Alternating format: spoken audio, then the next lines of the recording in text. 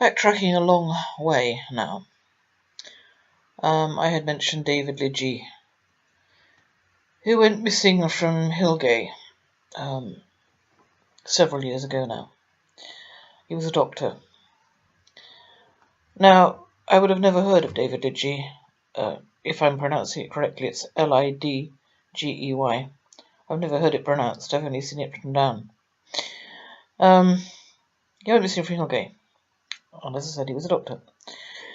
And his wife made sort of veiled references to his suffering from depression. The only reason I ever heard of David Lidgy was because I went to the electoral roll. I actually went in person to the electoral roll for 2 Wales Avenue, Carshalton, in 1961. Well, certainly to cover 1961, which was when Desmond Oakley married from that address. He moved from that address after his marriage, and his bride, in fact, came from Upminster, which is near Dagenham. They moved to 43 Abbey Road, Selsdon, at some point. But that's Desmond Oakley. He was living under the same roof as Reginald Stanley Oakley, I think it was Ruth Agnes Oakley, Michael Lidgy, and his wife Ethel Lidgy, who had begun life as Ethel M. Oakley. I've just been going back over my notes, and I've still... okay. Desmond Oakley gave on his marriage certificate Reginald Stanley Oakley as his father, which was a lie. However, they were on the same electoral roll. Now, as I say, this electoral roll composed Reginald and Ruth Oakley, Michael and Ethel Lidgy, Ethel having been Dragon Life as Oakley. They married in Paris in 1952. I was fortunate enough to find that at the National Library in Aberystwyth. Otherwise, there would be no record of that marriage. And Desmond Oakley, 5 adults in that household, in 1961. Now, the first 2 children of Michael and Ethel Lidgy were not born in the right area. One was born in Bath, one was born in London, but not Carshalton. David Lidgy's birth entry, I've just this minute seen it.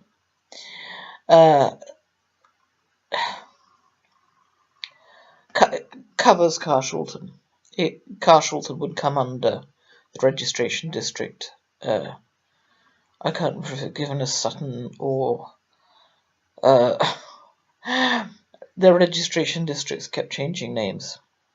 It's hard to keep track of them, but in the end, you know which places they cover if you've been doing this for long enough. So he was born in 1959. He was 2, obviously, in 1961. His registration area covers Carshalton, and that is where his parents were living, 2 Wales Avenue, Carshalton. It is therefore, in my opinion, a reasonable assumption that David Lidgy, as a small child, a very small child, lived under the same roof with his parents and brother and sister as Desmond Oakley. And I have said that I would be surprised, personally, if a child who lived under the same roof as Desmond Oakley escaped without some form of injury or another. Physical, mental, or both. I know someone who would disagree with me on this one.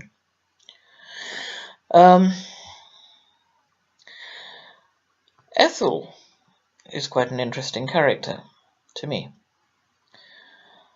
I can't obviously pin down exactly which Ethel M. Oakley she was, but I would take a guess that she was... Have I put this on Findergrave as a certainty? I hope not. I still would believe that Ethel M. Lidgy was born in 1925 in Stenning. In 1925, in Stenning, my great-grandfather died. My great-grandfather having raised, until she was 10, my mother, along with his daughters, my mother's aunts. And they took over, of course, after he died.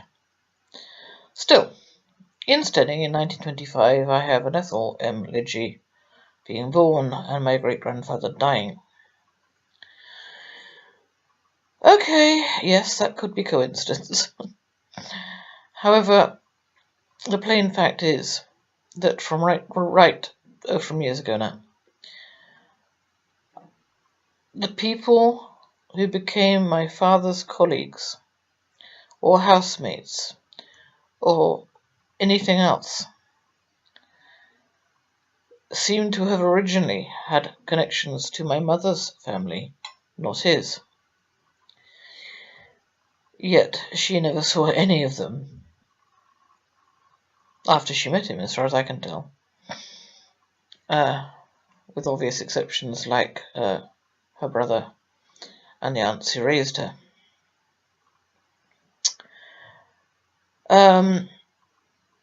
Reginald and Ruth Oakley had made trips from Bombay to England. The first time they arrived in Exmouth, the second time I think it was in London.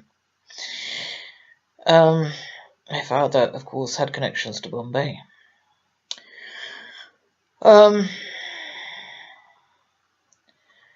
list of things which interest me about this household is pretty much endless, but I don't want to bore anyone else.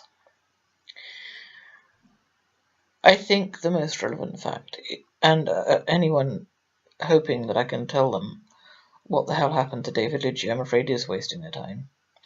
But I could make a guess or two. I think I have.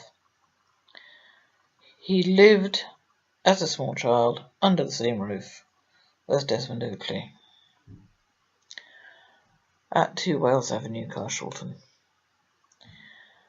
And as I say, I found this out simply by going to the electoral rolls. Then, of course, I tried to trace everyone. I found out everything I could about everyone in every household I went to. That was an awful lot of people. So that's that household. Anyway, at some point, I presume I Googled David Lidgie. I must have Googled all the children. And, as I say, disappeared from Hillgate in Norfolk.